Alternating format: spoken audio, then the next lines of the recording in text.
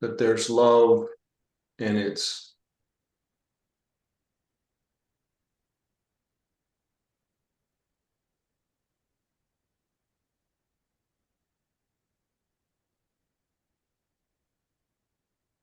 we'll call it the divine love. Okay. And there's generally like a couple different ways you experience that. The kind of love that doesn't have pain to it. Okay. And that comes from a kind of spiritual expansion, initiation, where you feel the love come from the world. A lot of people will say it's God. Okay, it's a divine experience. That divine love, there's awareness that it is so big and so amazing. There's no pain connected to it.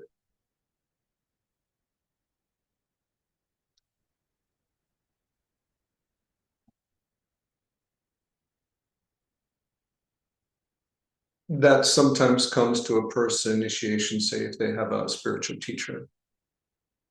Like they have that experience in the teacher that they realize that teacher loves so much. And they receive from that love from the teacher, like that love is unconditional. It's like they can't do anything that's going to have that teacher not love them. It's so big. It's bigger than any self-judgment, fear, not good enough. It's like, wow, I'm loved unconditionally. The problem, see, we didn't get that kind of love experience growing up because we had parents that, like, gosh, they could have an incredible amount of love for us. And they had to give us these consequences of right and wrong, good and bad, domestication. So we got reprimands and maybe scoldings and a spanking from that same person. And early in our life, we couldn't orient the way they loved us with the way they disciplined us. And so that all got mixed together. And so our experience of love was this controlling, conditional. Sometimes we get it, sometimes we don't. And I have to be what they want me to be in order to receive love. And so our experience of love growing up is intertwined with control, pleasing others, being what they want us to be, fear of being punished, fear of being rejected, criticized, what people think of us. So our growing up experience is conditional love with fear of how authority will react. So then in adulthood, to find unconditional love, you either have a divine experience because you go on a journey, or you meet with someone who's had a divine experience, or met with someone who's been initiated with, here's unconditional love. I love you no matter what. There's nothing that you could do, say, be, that I will not love you. Sometimes we think it's like, this is like grandparent level, right? They don't have to domesticate you. Your parents do that. Like the grandparents can spoil the child.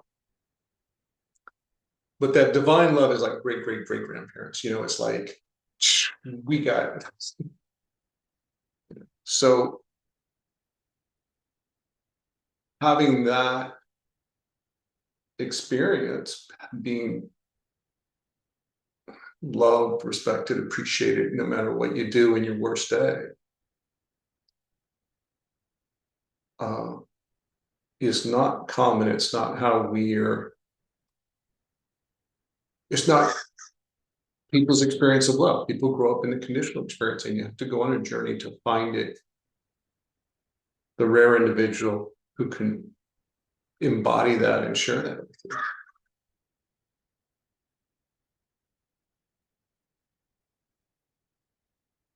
And I can tell you my experience from that was from Miguel. And I was with him studying for 2 years before I even realized he loved me that way. 2 years, he just has no judgments, no criticism, not a thought in his head, but anything but to love people. And I didn't even notice for 2 years because I was still in the world of trying to get approval of him, trying to be good enough, trying to be spiritual. You know, when after 2 years, I realized like he doesn't care. That doesn't matter. I'm already loved by him. I'm already good enough in his eyes, which made me question all of this. What am I trying to do? Oh, I'm trying to meet all my ideas of what I have to do to be good enough to be loved, and what I have to do to be good enough to be spiritual. And why do I believe I have to do this? Because underneath, I have all these beliefs. I'm not good enough to be loved, not spiritual enough to be good enough. And I'm like, well, that's all made up because here's somebody who doesn't live that paradigm. And so now I had two paradigms. I had this unconditional love for me and a belief system that says I don't deserve it. I'm not worthy. And I had to choose. Well, I decided to choose. Well, this belief system that says I'm worthy and I have to meet these conditions to get love. I'm going to do without that one. I'm going to go with this one. I want to love myself this unconditional way, no matter what I'm doing and whether I achieved X, Y, or Z or not, or behaved X, Y, or Z, it becomes spiritual or perfect, and all these concepts are made up. So I'm going to love myself. And I started to imagine like what that would feel. And I knew I had a lot of work to do because I still had a lot of judgments and self-judgments and limitations on how much I would allow myself to feel. I said, I want to do that. And then I was like, well, that seems like a pretty good idea. A way to live. And then I thought, well, and I want to love other people that way. Because I don't want to bring all these conditions on other people. I'm going to love them the way they are. Everybody is beautiful and wonderful and good enough. And so that became like, that's how I want to live.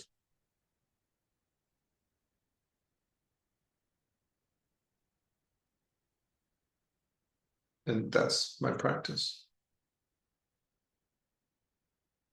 And that's my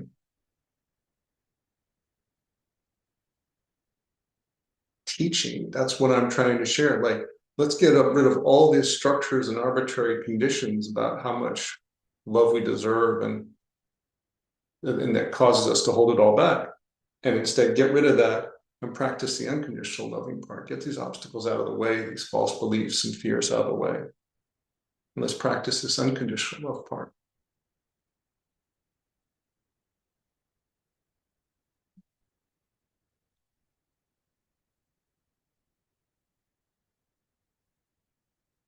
So, yeah, it doesn't surprise me that you haven't experienced that unconditional love, or maybe you experienced it and didn't notice. Because, sweetheart, I love you. You're beautiful. I love you. Love you too, Gary.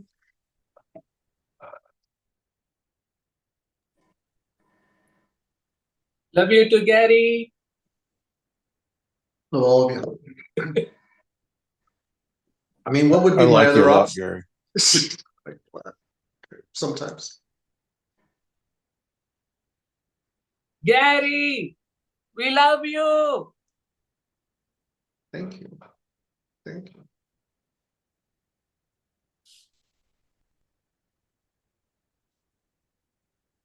That's. I wish I could give you a hug. You can. You can. Let's get together.